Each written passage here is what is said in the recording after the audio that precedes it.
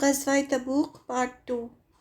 اسلامی لشکر تبوک میں اسلامی لشکر تبوک میں اتر کر خیمہ زن ہوا، یعنی اب آپ صلی اللہ علیہ وسلم تبوک پہنچ گئے۔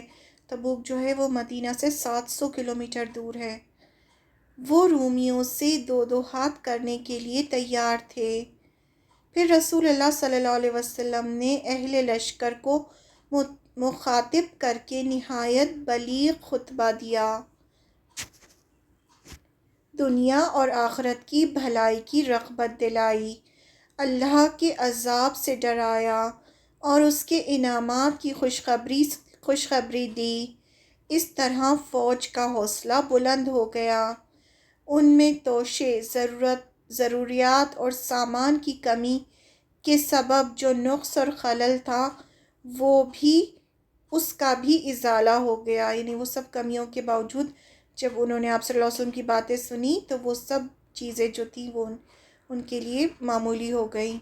دوسری طرف رومیوں اور ان کے حلیفوں، یعنی ان کے جو دوست قبائل تھے، کا یہ حال ہوا کہ رسول اللہ صلی اللہ علیہ وسلم کی آمد کی خبر سن کر ان کے اندر خوف کی لہر دوڑ گئی۔ انہیں آگے بڑھنے اور ٹکر لینے کی ہمت نہ ہوئی اور وہ اندرونی ملک مختلف شہروں میں بکھر گئے۔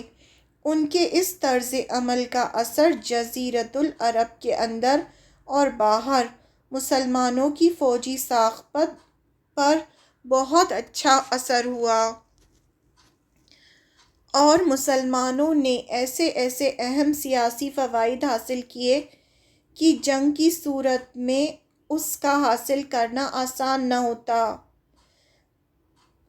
اب یہ سب جو تھے فائدے جو تھے ان کو جنگ تبوک سے ہوئے۔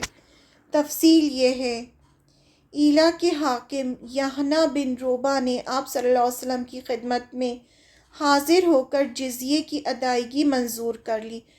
جب کوئی غیر مسلم سے جنگ ہوتی تھی، قبیلے سے یا فوج سے، اور اگر وہ جنگ نہیں چاہتے تھے یا وہ ہار جاتے تھے اور وہ مسلمانوں کے انڈر آنا چاہتے تھے تو پھر وہ جزیہ دیتے تھے۔ اسلام تو نہیں قبول کرتے تھے، اگر اسلام قبول کر لیتے تھے تو پھر جزیے کی ضرورت نہیں تھی، لیکن اگر وہ اسلام قبول نہیں کرتے تھے تو پھر انہیں جزیہ یعنی ٹیکس دینا ہوتا تھا مسلمانوں کو۔ اور صلح کا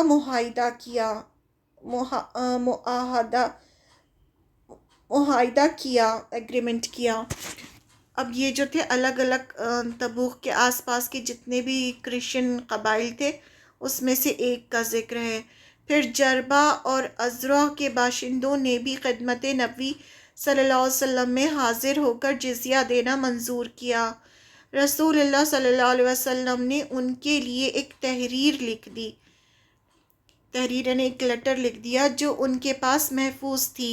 آپ صلی اللہ علیہ وسلم نے حاکم ایلا کو بھی ایک تحریر لکھ کر دے دی جو یہ تھی: بسم اللہ الرحمن الرحیم، یہ پروانہ امن ہے اللہ کی جانب سے اور نبی محمد رسول اللہ صلی اللہ علیہ وسلم کی جانب سے یحنہ بن روبہ اور باشندگان ایلا کے لیے۔ خشکی اور سمندر میں ان کی کشتیاں اور قافلوں کے لیے اللہ کا ذمہ ہے اور محمد نبی صلی اللہ علیہ وسلم کا ذمہ ہے، اور یہی ذمہ اور شامی اور سمندری باشندوں کے لیے ہے جو یحنہ کے ساتھ ہوں۔ ہاں، اگر ان کا کوئی آدمی کوئی گڑبڑ کرے گا تو اس کا مال اس کی جان کے آگے روک نہ بن سکے گا، اور جو آدمی اس کا مال لے لے گا اس کے لیے وہ حلال ہوگا۔ انہیں کسی چشمے پر اترنے اور خشکی یا سمندر کے کسی راستے پر چلنے سے منع نہیں کیا جا سکتا۔ یہ سب ایک ایگریمنٹ تھا، وہ انہوں نے لکھ کے آپ صلی اللہ علیہ وسلم نے ان کو دے دیا۔ اس کے علاوہ رسول اللہ صلی اللہ علیہ وسلم نے حضرت خالد بن ولید کو 420 سواروں کا ایک رسالہ دے کر، 420 گھڑ سوار کا ایک جو گروپ تھا وہ دے کر دومت الجندل، یہ دومت الجندل جو ایک جگہ تھی، کہ حاکم عقیدر کے پاس بھیجا اور فرمایا، یہ بھی وہیں پر تھا، تبوک کے پاس ہی تھا، اور یہ بھی رومن امپائر کے انڈر میں آتا تھا۔ یہ جو جگہ تھی دومت الجندل، تم اسے خالد بن ولید رضی اللہ عنہ سے آپ صلی اللہ علیہ وسلم نے کہا تھا کہ جو حاکم جو تھا وہاں کا، جو گورنر تھا وہ عقیدر تھا، کہ تم اسے نیل گائے کا شکار کرتے ہوئے پاؤ گے۔ حضرت خالد بن ولید وہاں تشریف لے گئے۔ جب اتنے فاصلے پر رہ گئے کہ قلعے میں رہتا تھا وہ صاف نظر آ رہا تھا، تو اچانک ایک نیل گائے نکلی اور قلعے کے دروازے پر سینگ رگڑنے لگی۔ عقیدر اس کے شکار کو نکلا۔ چاندنی رات تھی۔ حضرت خالد رضی اللہ عنہ اور ان کے سواروں نے اسے جا لیا اور گرفتار کر کے رسول اللہ صلی اللہ علیہ وسلم کی خدمت میں حاضر کیا۔ آپ صلی اللہ علیہ وسلم نے اس کی جان بخشی کی اور 2000 اونٹ، 800 غلام اور 400 زرہیں اور 400 نیزے دینے کی شرط پر مصالحت فرمائی، یعنی اتنا دو گے تب جا کے تمہیں چھوڑ دیں گے۔ اس نے جزیہ بھی دینے کا اقرار کیا۔ تو آپ صلی اللہ علیہ وسلم نے اس سے یہنا سمیت دوما، تبوک، ایلا اور تیمہ کے شرائط کے مطابق معاملہ طے کیا۔ جیسے دوسروں سے کیا تھا ویسے ہی اس سے بھی پھر معاملہ کیا، ایگریمنٹ کیا اس کے ساتھ بھی۔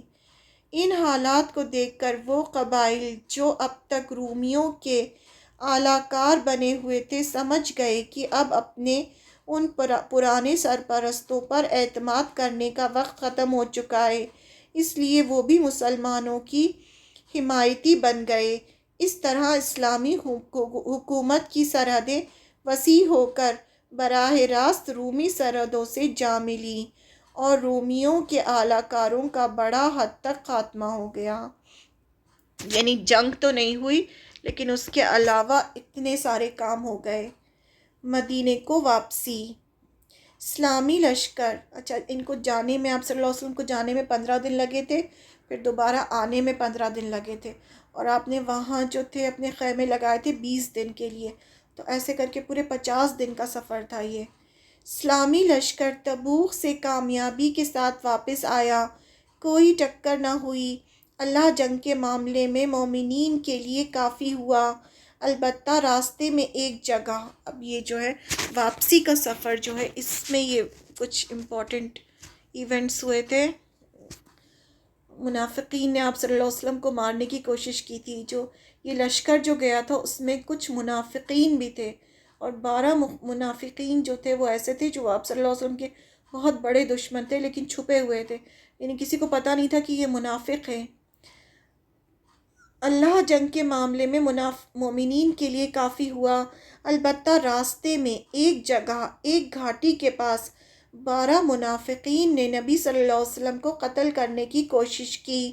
اس وقت آپ صلی اللہ علیہ وسلم اس گھاٹی سے گزر رہے تھے اور آپ صلی اللہ علیہ وسلم کے ساتھ حضرت عمار بن یاسر تھے جو اونٹنی کی نکیل تھامے ہوئے تھے، اور حضرت حذیفہ بن یمان رضی اللہ عنہ تھے جو اونٹنی ہانک رہے تھے۔ باقی صحابہ اکرام دور وادی کے نشیب سے گزر رہے تھے، اس لیے منافقین نے اس موقع کو اپنا ناپاک مقصد کے لیے غنیمت سمجھا اور آپ صلی اللہ علیہ وسلم کی طرف قدم بڑھایا۔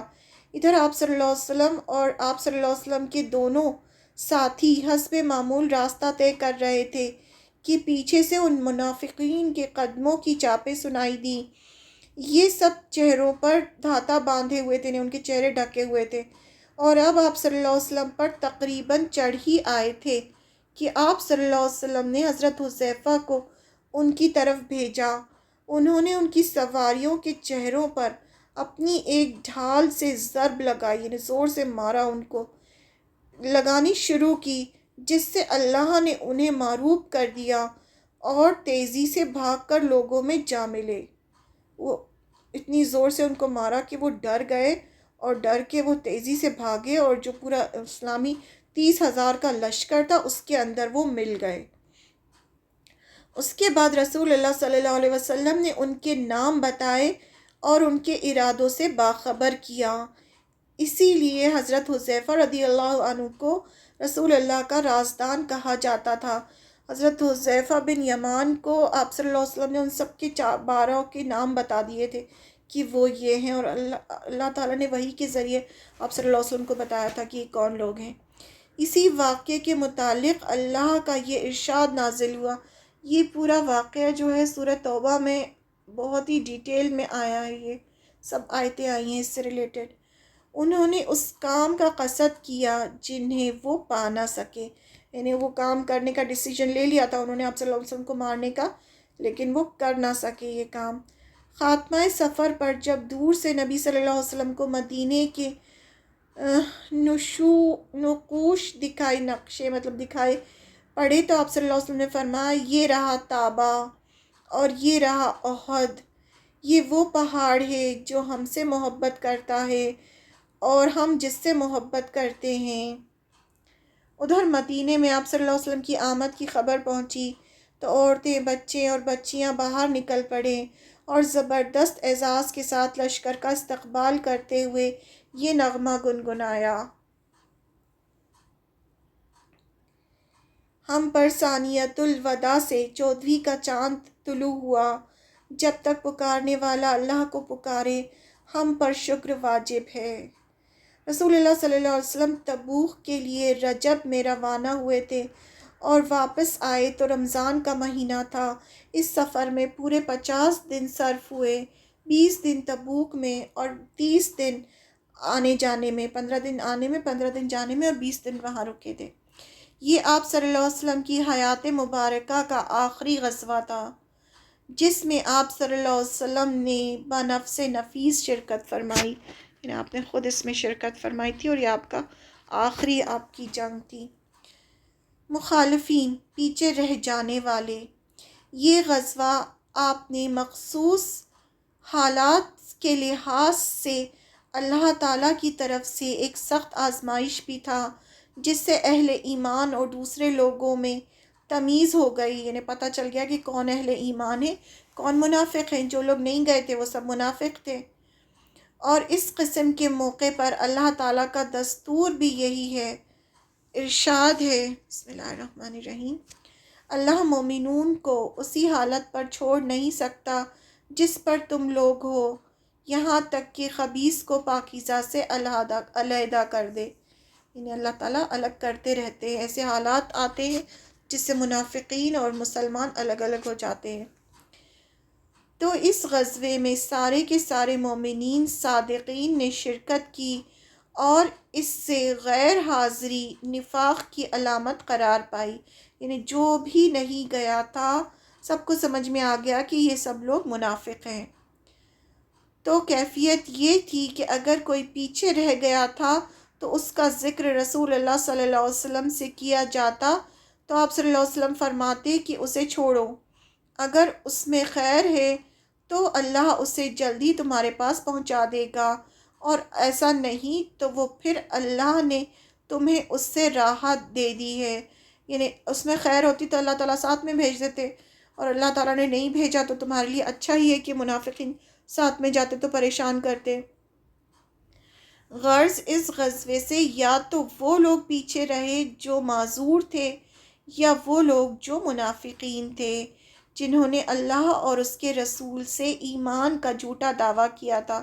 معذور تھے یعنی جو کمزور تھے، بوڑھے تھے یا بہت زیادہ غریب تھے، وہ پیچھے رہ گئے تھے، یا پھر منافقین پیچھے رہ گئے تھے جو اس ایمان کا جھوٹا دعویٰ کرتے تھے اور اب جھوٹا عذر پیش کر رہے تھے، غزوے میں شریک نہ ہونے کی اجازت لے لی تھی اور پیچھے بیٹھ رہے تھے، یا سرے سے اجازت لیے بغیر ہی بیٹھ گئے تھے۔ یعنی کچھ تو ایسے تھے جنہوں نے آپ صلی اللہ علیہ وسلم سے آ کے کچھ بہانہ کر لیا تھا کہ ہم نہیں جا سکتے، اور کچھ ایسے تھے جنہوں نے اجازت بھی نہیں لی تھی اور ساتھ میں بھی نہیں گئے تھے۔ ہاں، 3 آدمی ایسے تھے جو سچے اور پکے مومن تھے اور کسی وجہ سے جواز کے بغیر پیچھے رہ گئے تھے۔ انہیں اللہ نے آزمائش میں ڈالا اور پھر ان کی توبہ قبول کی۔ 3 ایسے صحابی تھے جو بہت پکے صحابی تھے، لیکن وہ بس سستی کی وجہ سے کہ ہاں آج چلے جائیں گے، کل چلے جائیں گے، اور وہ نہیں جا پائے، اور اس کے بعد انہوں نے توبہ کی تو اللہ تعالیٰ نے ان کی توبہ قبول کی۔ اس کی تفصیل یہ ہے کہ واپسی پر رسول اللہ صلی اللہ علیہ وسلم مدینے میں داخل ہوئے تو حسب معمول، یعنی جو ان کا معمول تھا، سب سے پہلے مسجد نبوی میں تشریف لے گئے، وہاں 2 رکعت نماز پڑھی۔ آپ صلی اللہ علیہ وسلم جب بھی سفر سے آتے تھے تو پہلے مسجد نبوی جا کے 2 رکعت نماز پڑھتے تھے، پھر لوگوں کی خاطر بیٹھ گئے۔ ادھر منافقین نے، جن کی تعداد 80 سے کچھ زیادہ تھی، آ کر عذر پیش کرنا شروع کر دیا، یعنی بہانے بنانے شروع کر دیے اور قسمیں کھانے لگے۔ آپ صلی اللہ علیہ وسلم نے ان کا ظاہر قبول کرتے ہوئے بیعت کر لی اور دعائے مغفرت کی، اور ان کا باطن اللہ کے حوالے کر دیا، یعنی جو وہ کہہ رہے تھے آپ صلی اللہ علیہ وسلم جانتے تھے، لیکن پھر بھی وہ جو کہہ رہے تھے اس پر یقین کیا، ان کے لیے مغفرت کی دعا کی کہ اللہ تعالیٰ تمہیں معاف کر دے، اور ان کے دل کا جو حال تھا وہ اللہ کے حوالے کر دیا کہ اللہ جانے اور تم جانو۔ ہمیں بھی حکم ہے کہ ہم ظاہر پہ معاملہ کریں، کسی کے دل میں کچھ ہے تو وہ جانے اور اللہ جانے۔ باقی رہے تینوں مومنین صادقین، یعنی حضرت کعب بن مالک رضی اللہ عنہ، مرارہ بن ربیع اور ہلال بن امیہ رضی اللہ عنہ، تو انہوں نے سچائی اختیار کرتے ہوئے اقرار کیا کہ ہم نے کسی مجبوری کے بغیر غزوے میں شرکت نہیں کی۔ اس پر رسول اللہ صلی اللہ علیہ وسلم نے صحابہ اکرام کو حکم دیا کہ ان تینوں سے بات چیت نہ کریں، تو ان کے خلاف سخت بائیکاٹ شروع ہو گیا، لوگ بدل گئے، زمین بھیانک بن گئی اور کشادگی کے باوجود تنگ ہو گئی۔ سب لوگوں نے ان سے بات کرنا بالکل بند کر دیا اور ایسے بیہیو کرتے تھے جیسے ان کو جانتے بھی نہ ہوں۔ خود ان کی اپنی جان پر بند آئی، سختی یہاں تک بڑھی کہ 40 روز گزرنے کے بعد حکم دیا گیا کہ اپنی عورتوں سے بھی الگ رہو۔ جب بائیکاٹ پر 50 روز پورے ہو گئے تو اللہ نے ان کی توبہ قبول کیے جانے کا حکم نازل کیا، اور قرآن مجید میں اس کی آیت اتری، اور اللہ نے ان تینوں آدمیوں کی بھی توبہ قبول کی جن کا معاملہ مؤخر کر دیا گیا تھا، یہاں تک کہ جب زمین اپنی کشادگی کے باوجود ان پر تنگ ہو گئی اور ان کی جان بھی ان پر تنگ ہو گئی، اور انہوں نے یقین کر لیا کہ اللہ سے بھاگ کر کوئی جائے پناہ نہیں ہے مگر اسی کی طرف۔ پھر اللہ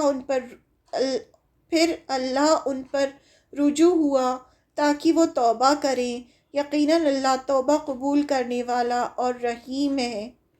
اس فیصلے کے نزول پر مسلمان عموماً اور یہ تینوں صحابہ اکرام خصوصاً بے حد و حساب خوش ہوئے۔ لوگوں نے دوڑ دوڑ کر بشارت دی، خوشی سے چہرے کھل اٹھے اور انعامات اور صدقے دیے۔ در حقیقت یہ ان کی زندگی کا سب سے بسعادت دن تھا۔ اسی طرح جو لوگ مجبوری کی وجہ سے شریک غزوہ نہ ہو سکے تھے، ان کے بارے میں اللہ تعالیٰ نے فرمایا، کمزوروں پر، مریضوں پر اور جو کچھ خرچ کرنے کے لیے کچھ نہ پائے ان پر کوئی حرج نہیں، جبکہ وہ اللہ اور اس کے رسول کے خیر خواہ ہوں۔ ان کے متعلق نبی صلی اللہ علیہ وسلم نے بھی مدینے کے قریب پہنچ کر فرمایا تھا، مدینے میں کچھ ایسے لوگ ہیں کہ تم نے جس جگہ بھی سفر کیا اور جو وادی بھی طے کی وہ تمہارے ساتھ رہے، انہیں عذر نے روک رکھا تھا۔ لوگوں نے کہا، یا رسول اللہ صلی اللہ علیہ وسلم، وہ مدینے میں رہتے ہوئے بھی ہمارے ساتھ ہیں؟ آپ صلی اللہ علیہ وسلم نے فرمایا، ہاں، مدینے میں رہتے ہوئے بھی، کیونکہ وہ دل سے تو جانا چاہتے تھے نا، لیکن مجبوری میں نہیں گئے تھے۔ اس غزوے کا اثر، یہ غزوہ جزیرۃ العرب پر مسلمانوں کا اثر پھیلانے اور اسے تقویت پہنچانے میں بڑا مؤثر ثابت ہوا، انہیں بہت زیادہ اثر ہوا اس غزوے کا پورے عرب پر۔ لوگوں پر یہ بات اچھی طرح واضح ہو گئی کہ اب جزیرۃ العرب میں اسلام کی طاقت کے سوا اور کوئی طاقت زندہ نہیں رہ سکتی۔ اس طرح جاہلین اور منافقین کی وہ بچی کچی آرزوئیں اور امیدیں بھی ختم ہو گئیں جو مسلمانوں کے خلاف گردش زمانے کے انتظار میں ان کے دل میں چھپی ہوئی تھیں۔ کیونکہ ان کی ساری امیدوں اور آرزوؤں کا محور رومی طاقت تھی. ان کو امید تھی کہ رومی طاقت تو ختم کر ہی دے گی مسلمانوں کو. اور اس غزوے میں اس کا بھی بھرم کھل گیا تھا. اس لیے ان حضرات کے حوصلے ٹوٹ گئے اور انہوں نے امر واقع کے سامنے سپر ڈال دی کہ اب اس سے بھاگنے اور چھٹکارے پانے کی کوئی راہ نہیں رہ گئی ہے. یعنی منافقین تھے، ان کو بھی سمجھ میں آ گیا کہ اب ان کو ہم ہرا نہیں سکتے. اور ایسی صورتحال کی بنا پر اب اس کی بھی ضرورت نہیں رہ گئی تھی کہ مسلمان منافقین کے ساتھ رفق اور نرمی کا معاملہ کرے. یعنی اب بھی ضرورت نہیں تھی کہ اب منافقین کے ساتھ وہ نرمی کرے. لہٰذا اللہ نے ان کے خلاف سخت رویہ اختیار کرنے کا حکم صادر فرمایا، یہاں تک کہ ان کے صدقے قبول کرنے، ان کی نماز جنازہ پڑھنے، ان کے لیے دعائیں مغفرت کرنے اور ان کی قبروں پر کھڑے ہونے سے روک دیا. اور انہوں نے مسجد کے نام پر سازش جو کی تھی، جو گھونسلہ تعمیر کیا تھا، اسے ڈھا دینے کا حکم دیا. یہ وہی مسجد زرار کی بات ہو رہی ہے. پھر ان کے بارے میں ایسی آیتیں نازل فرمائیں کہ وہ بالکل ننگے ہو گئے اور انہیں پہچاننے میں کوئی مشکل نہ رہی. جیسے اہل مدینہ کے لیے ان آیات نے ان منافقین پر انگلیاں رکھ دیں. یعنی اللہ تعالیٰ نے ایسی آیتیں اتاری کہ سب کو پتہ چل گیا کہ کون کون منافق ہیں. اس غزوے کے اثرات کا اندازہ اس سے بھی کیا جا سکتا ہے کہ فتح مکہ کے بعد بلکہ اس سے پہلے بھی عرب کے وفود اگرچہ رسول اللہ صلی اللہ علیہ وسلم کی خدمت میں آنا شروع ہو گئے تھے، لیکن ان کی بھرمار اس غزوے کے بعد ہی ہوئی. یعنی اس غزوے کے بعد تو سب طرف سے لوگ آنے لگے اور اسلام قبول کرنے لگے. اس غزوے کے متعلق قرآن کا نزول. اس غزوے کے متعلق سورہ توبہ کی بہت سی آیات نازل ہوئیں، کچھ روانگی سے پہلے، کچھ روانگی کے بعد دوران سفر میں، اور کچھ مدینہ واپس آنے کے بعد. ان آیات میں غزوہ کے حالات ذکر کیے گئے، منافقین کا پردہ کھول دیا گیا، مخلص مجاہدین کی فضیلت بیان کی گئی، اور مومنین صادقین جو غزوے میں گئے تھے اور جو نہیں گئے تھے ان کی توبہ کی قبولیت کا ذکر کیا گیا. تو یہ پورے جو تھی وہ غزوہ تبوک تھی. رحیق المختوم جو ہے وہ موسٹ اوتھینٹک بک ہے، تو ہم اس میں سے پڑھیں گے تو ہمیں کسی قسم کا کوئی شک نہیں رہے گا، کیونکہ بہت سارے لیکچرز میں نے سنے تو اس میں ہر لیکچر میں کچھ نہ کچھ ڈفرینس لگ رہا تھا، کوئی باتوں کا. تو پھر اس میں رحیق المختوم میں ہر چیز اوتھینٹک ہے، تو اس کو پڑھنے کے بعد ہمیں ہر چیز یقین ہوگا کہ ہاں یہ ایسا ہی ہوا تھا کیونکہ ہم بک سے پڑھ رہے ہیں.